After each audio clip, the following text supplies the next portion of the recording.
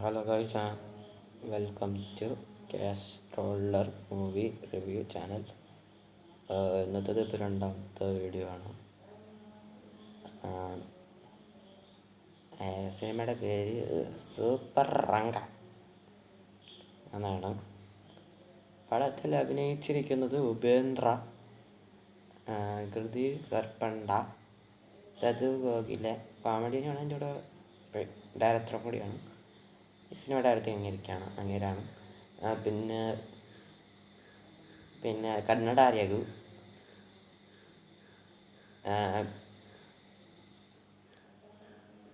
പിന്നെ ഇതൊക്കെയാണ് ഓർമ്മ. പിന്നെ അവിനാശ്, മറ്റേ അഖണ്ഡ സിനിമയിൽ ബാലയുടെ അപ്പനായിട്ട് വന്നില്ലേ ആ അവിനാശാണ് ഇത്. Not KGF Avinash. മനസ്സിലാക്കിയിട്ട് പറയും കമൻറ്റിൽ. അത് പറഞ്ഞാൽ ആരാന്ന് വെച്ചാൽ മതി. ഞാൻ മനസ്സിലായില്ല എന്ന് ചോദിക്കാൻ ചാൻസ് ഉള്ളു, അതുകൊണ്ടാണ് ഉദ്ദേശിച്ചത്. സോറി. പടം എങ്ങനെയാണെന്ന് ചോദിച്ചാൽ yet another waste movie review ആണ്. ഇന്ന് 2 വേസ്റ്റ് മൂവി കാണേണ്ട അവസ്ഥ വന്നല്ലോ. റിവ്യൂ കാണില്ല, അതിൻ്റെ ആവശ്യമില്ലല്ലേ. And it's a remake of Kick.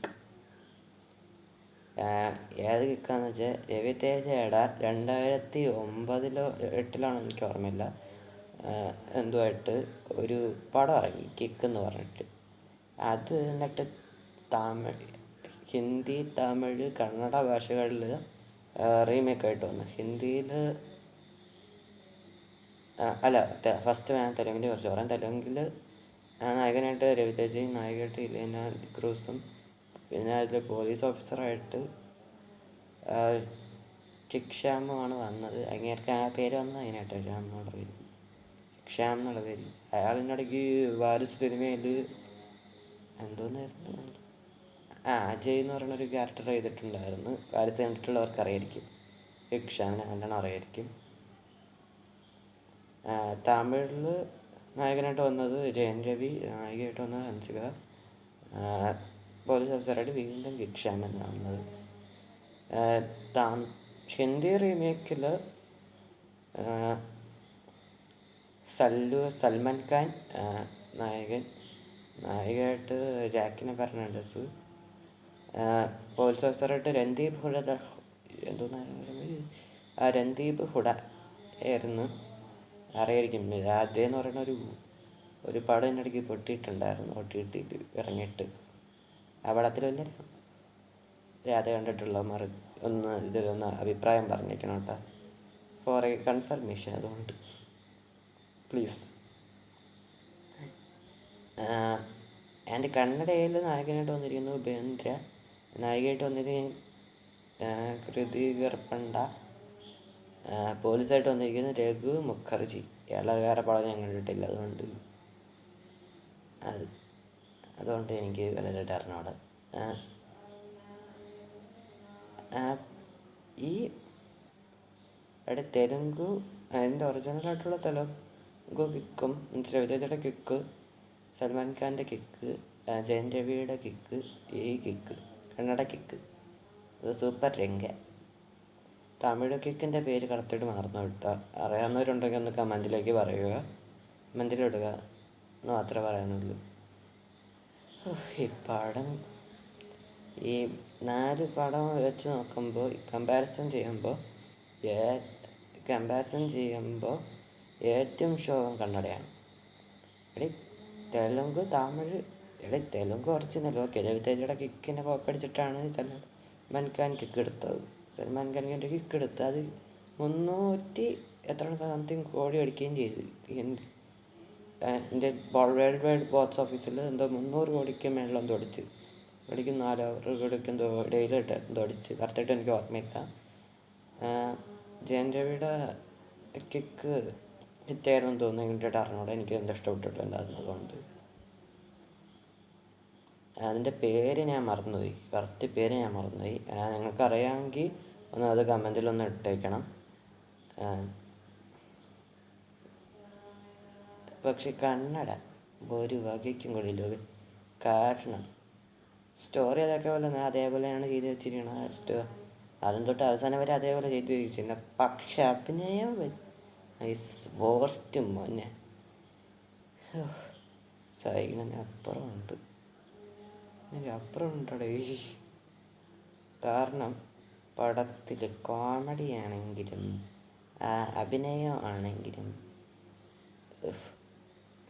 പാട്ടാണെങ്കിലും ബീജിയം ആണെങ്കിലും പാട്ടോട്ടെ ബീജിയം എടീ തെലുങ്കിൽ, ഹിന്ദിയിൽ,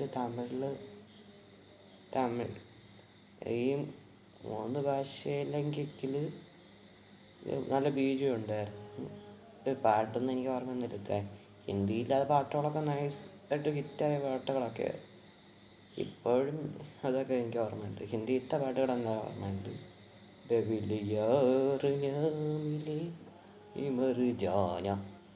പിന്നെ ജുമ്മേക്ക് രാത്ത് ഹേ ജുമ്മേക്ക് ബാത്ത് ഹേ,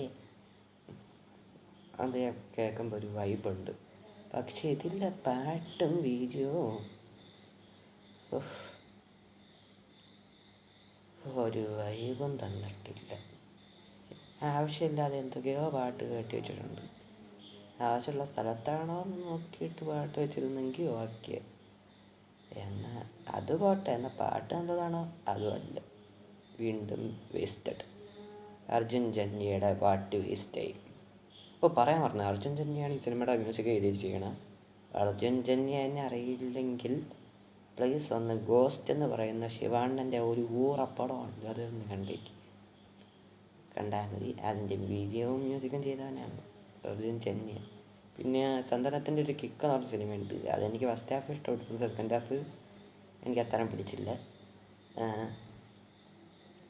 അതിലൊക്കെ മ്യൂസിക് ചെയ്തവനാണ്. ആവശ്യമില്ല. വീഡിയോ ഒന്നും ഒരു കാര്യത്തിനും ഇല്ല. മ്യൂസിക് പാട്ട് കേട്ടുകൊണ്ടിരിക്കാനേ പറ്റൂല. അതിന് ബാക്കടിക്കാൻ തോന്നും സിനിമ കണ്ടുകൊണ്ടിരിക്കുമ്പോൾ. അങ്ങനത്തെ ഒരു സാധനം. അഭിനയത്തിൽ പിന്നെ മറ്റേ കിക്കിലൊരു ഫ്ലാഷ് ബാക്ക് ഉണ്ടല്ലോ, ആ ഫ്ലാഷ് ബാക്ക് മാത്രമാണ് ഈ സിനിമയിലൊരു പോസിറ്റീവ്. അത് നല്ലതായിട്ട് ചെയ്തു വെച്ചിട്ടുണ്ട് പടത്തിൽ. പിന്നെ ക്ലൈമാക്സ് എന്നുവെച്ചാൽ ആ ഫ്ലാഷ് ബാക്ക് മാത്രമാണ് ഈ സിനിമയിൽ ആകെ ഒരു പോസിറ്റീവായിട്ട് പറയാൻ. പക്ഷേ ഈ സിനിമയിൽ വില്ലൻ ചത്തോന്ന് കാണിക്കണമെന്നില്ല.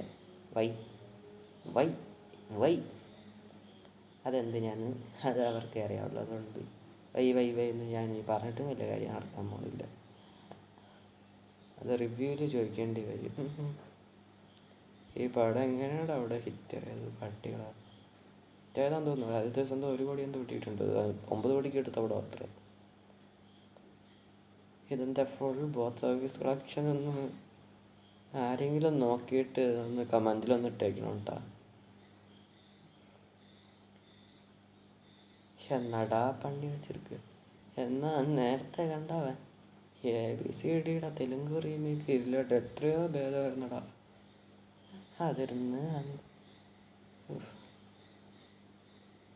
2 ഗോസ്റ്റ് പടങ്ങൾ കാണേണ്ട അവസ്ഥ വൃത്തിയില്ലടാ. ഓൾറെഡി കീർത്തി കൺപന്റിനെ ഞാൻ അല്ലെങ്കിലും ക്രിഞ്ച് ആക്ട്രസ് എന്നാണ് വിളിക്കണത്, ക്രിഞ്ച് സ്റ്റാർ എന്നാണ് വിളിക്കണത്. ഇതും കൂടി കണ്ടിട്ട്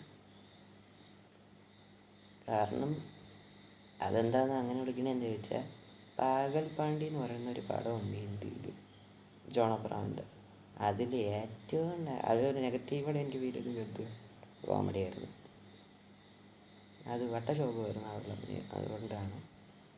പിന്നെ പക്ഷേ ബ്രൂസ്ലിയിലെ ഗൂഗിളിലെ അഭിനയം കൊള്ളായിരുന്നു. പക്ഷെ ബാക്കിയുള്ള പടങ്ങളെ വെച്ച് നോക്കുമ്പോൾ ശോകമാണ്, ക്രിഞ്ചായിട്ടാണ് തോന്നുന്നത് എൻ്റെ സിനിമയുള്ള അഭിനയം. അതിന് കാരണങ്ങളുണ്ട്, ഓരോരുത്തരും അങ്ങനെ ഇരിക്കില്ല. പക്ഷേ കൃതി കൊണ്ട് അഭിനയിച്ച പടങ്ങളിൽ ഗൂഗിളിൽ എനിക്ക് ഇഷ്ടപ്പെട്ടിട്ടുണ്ട്. ഇൻസ്റ്റാഷിൻ്റെ പിന്നെ ഇതായിരുന്നു രാംചരൻ്റെ ഒരു പടം ഇറങ്ങിയതല്ല, ചേട്ടൻ്റെ ചേച്ചിയായിട്ട് എന്തോ അഭിനയിച്ചിട്ടുണ്ടായിരുന്നു ഒരു പടത്തിൽ. പേര് ബ്രൂസ്ലി ദ ഫൈറ്റർ. സെക്കൻഡ് പാട്ടിന് കട്ട വെയിറ്റിംഗ് ഒന്ന് ഇറക്കി താടാ. ഡയറക്ടർ തണ്ടി അത് ശ്രീനു വൈറ്റിലെയാണ് ഡയറക്റ്റ് ചെയ്യണം കേട്ടോ. ഇതാ പടമാണ്. അയാളുടെ ഇപ്പോൾ ഒരു പടം അറിയാൻ പോകുന്നു, വിശ്വം, ഗോപിചന്ദിനെ വെച്ച്. അതിനെ റിലീസ് കാത്തിട്ട് പറഞ്ഞിട്ടില്ലല്ലോ. കാത്തിരുന്ന് കാണാൻ. എന്നാൽ ഇത്ര എനിക്ക് ഈ സിനിമയെ കുറിച്ച് പറയാനുള്ളൂ. പടം ശോകമാണ്, കോമഡിയെ പറയും. സിനിമാറ്റോഗ്രാഫിന് വേണ്ടിയിട്ടൊന്നുമില്ല. സിനിമയിലെ ഒട്ടുമിക്കതും ശോകമാണ്. ഫ്ലാഷ് ബാക്കും ക്ലൈമാക്സും ഒഴികെ ബാക്കി എല്ലാ ശോകമാണ് സിനിമയിൽ. ഈ പടം കാണുകയാണെങ്കിൽ കുറച്ച് ലോജിക്കില്ലാത്ത സിനിമ കാണാമെന്ന് വിചാരിച്ചിട്ടാണ് കണ്ടത്. പക്ഷേ ഇത് ലോജിക്കില്ലാതെ കാണുന്നവർക്ക് ആർക്ക് പോലും ഇഷ്ടപ്പെടില്ല. അങ്ങനത്തെ ഒരു സാധനമാണ്. എന്തായാലും ഇത്ര എനിക്ക് ഈ സിനിമയെ കുറിച്ച് പറയാനുള്ളൂ. കണ്ടവരുണ്ടെങ്കിൽ അഭിപ്രായങ്ങൾ പറയുക. വീഡിയോ ഇഷ്ടപ്പെട്ടെങ്കിൽ ലൈക്ക് ചെയ്യുക, ഷെയർ ചെയ്യുക. പിന്നെ ഈ ചാനൽ സബ്സ്ക്രൈബ് ചെയ്യുക. പിന്നെ ബെല്ലൈക്കണിൽ ഓൾ എന്ന് പറയുന്ന ഓപ്ഷനുണ്ട്, അതൊന്ന് തൊട്ടേക്കണേ, സഹായിക്കണമേ. പിന്നെ ജയൻ രവിയുടെ കിക്കിൻ്റെ പേരൊന്ന് കമൻറ്റ് ബോക്സിലൊന്ന് ഇട്ടേക്കണേ. ഞാൻ മറന്നു പോയതുകൊണ്ടാണ്, സോറി. ചിലപ്പോൾ ഇതിനൊരു കമ്പാരിസൺ വീഡിയോ കൂടി ഇടേണ്ടി വരുമെന്ന് സംശയമുണ്ട്. അതുകൊണ്ട് ഇപ്പോഴൊന്നും ഉണ്ടാവില്ല, പക്ഷേ ആവശ്യമുണ്ടെങ്കിൽ അതൊന്ന് കമൻറ്റ് ബോക്സിലൊന്ന് പറഞ്ഞേക്കും കേട്ടോ. കമ്പാരിസൺ വീഡിയോ ആവശ്യമുണ്ടോ പ്ലീസ്. അപ്പോൾ ഇത് ഇത്രയും പറഞ്ഞിട്ട് അവസാനിക്കുന്നു. അപ്പോൾ ടാറ്റ, ബൈ ബൈ, ഡെൽറ്റ.